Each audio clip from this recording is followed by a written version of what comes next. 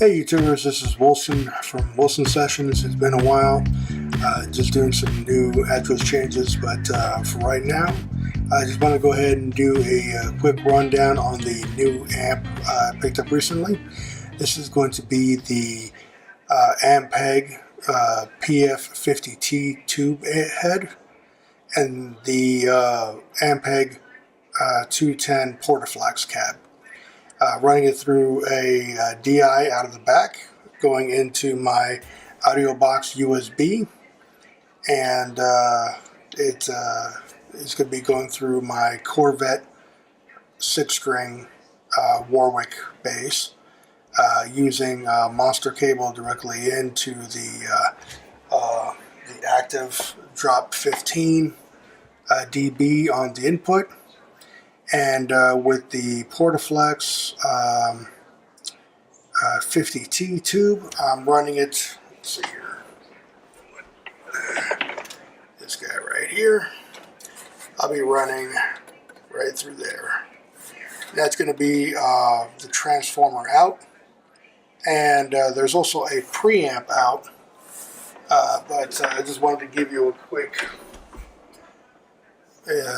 example of what's going on back there. You basically have preamp, post or pre, and then you have the transformer, before or after, with the ground lift on it.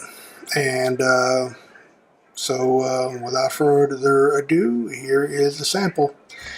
All right.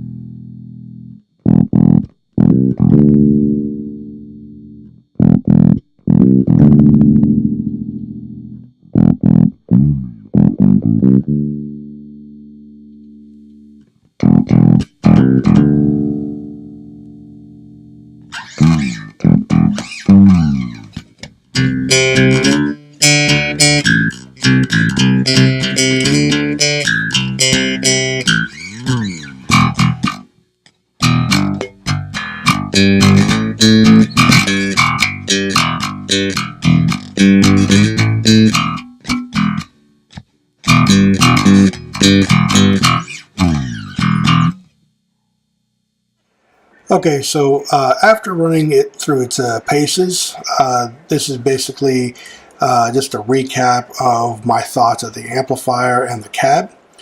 The 210 cab works really well. It's got good frequency response. You have horn adjustment in the back, 2 plugs, so you can go ahead and either daisy chain or just run, just do a 1 cab, or if you want to do an add-on. The cab works pretty well. The lower Bs works pretty good if you don't, crank it up too high, but that goes with most amplifiers.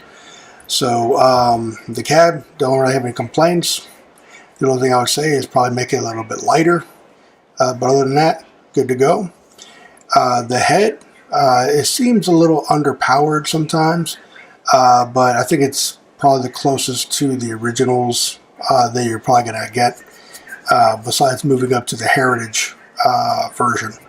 But I did notice when I put in my dark glass pedals, I was able to get a lot bigger boost out of it, and that definitely helped out quite a bit. For your DI post and pre, they worked out good. And with the transformer out, that's going to be my favorite selection. I feel like the EQ doesn't really do it does well, but the range that I prefer is not really where it's at. So when I plug in my B7K dark glass preamp pedal, that gives me the rest of the range I'm looking for. So if you have a preamp pedal, then it's a great cab to have. And especially if those live on your pedal board, then you're not going to see much of a difference compared to the rest of your amps. You'll still have that cool vintage vibe, that vintage tone, and then adding another preamp like a B7K, B3K, or the vintage, the deluxe vintage, or anything like that. Even a really good compression pedal will be able to boost that signal and keep everything relatively good.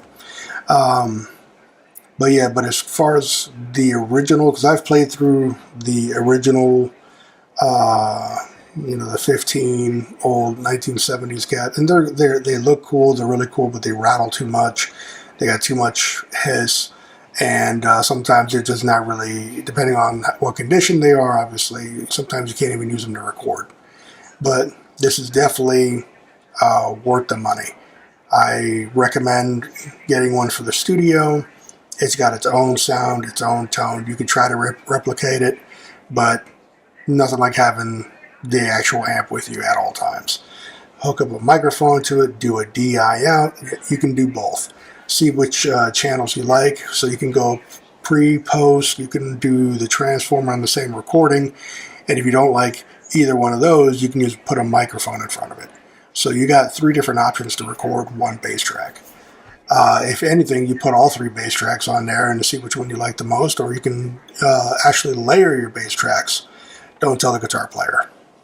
Alright, well, I'll see you guys later, and have a good one. And make sure to swing by and pick up your Portaflex. Alright, bye.